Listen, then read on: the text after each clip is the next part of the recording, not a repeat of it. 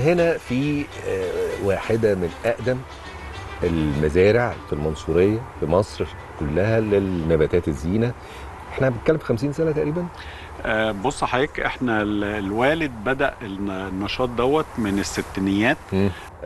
احنا بدأنا هنا في نفس المكان. في نفس المكان، وكان هو تخصص زهور اكتر، اللي هي الزهور القطف اللي بتستخدم في الزينة وفي المناسبات بتاعتنا طبعا في البيت. افراح زمان كمان كانت البوكيه الخشب ده الجميل. كان التخصص اكتر في الزهور. احنا الجيل الثاني بقى، احنا لما جينا في السبعينات، انا من 79، فاحنا لما جينا بقى كنا بنفكر في ايه اللي نقدر نضيفه لمهنة الزهور وكده، فابتدينا نفكر في النباتات الداخلية.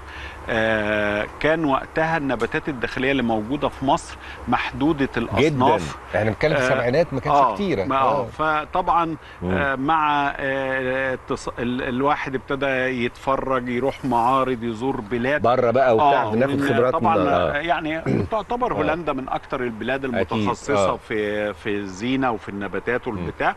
فابتدينا نشوف ايه الأصناف بقى اللي تنفع تعيش في الأجواء المصرية وتعيش في المناخ بتاعنا. فابتدينا نجيب هذه الأصناف ونربيها في مصر وننتجها في مصر، ولغاية لما نمت من 79. احنا النهارده بنتكلم في حاجه و40 سنه.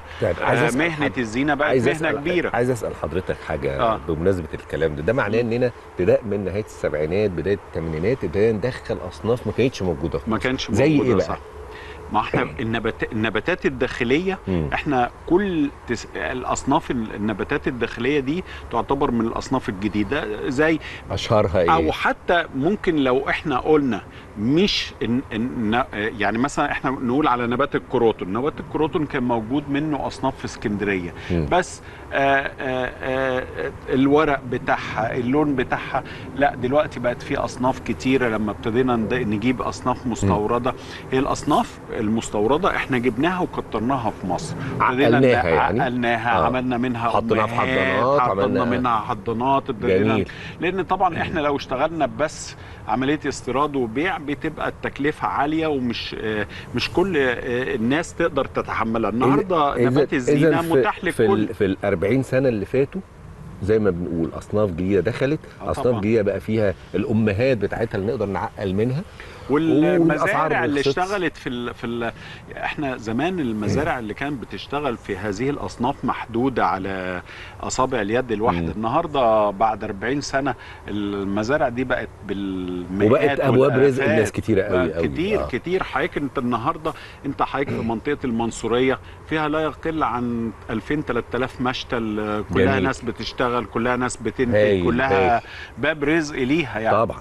طيب دلوقتي احنا مثلا في مزرعه حضرتك النهارده، اللي ممكن يفكر ان هو عايز يبدا باب رزق بالنسبه له، ايه الطريقه ان هو يشتغل ياخد من حضراتكم ويبيع؟ نباتات الزينه طبعا كل الناس بتحبها، وكل الناس بتحب تشتغل فيها، وكل الناس بتحب وعندنا تشتغل مصر فيها بالكامل يعني. لازم هو يحدد ايه السوق اللي هو هيسوق فيه. هل هو هيشتغل على السوق المحلي؟ هل هو هيشتغل على التصدير؟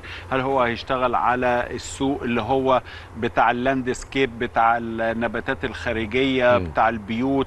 لا، هو هيشتغل على الناس اللي هي في المباني الداخليه. يجي لك بمشروعه، يجي لك بمشروع او بتصوره. احنا بنعتبر منافسين، لكن لما في البدايه لما في البدايه هو بيحتاج ان هو بيحتاج ياخد مثلا نباتات يعملها امهات، بيحتاج نباتات صغيره كنوع من التعاون اللي احنا بنصدر.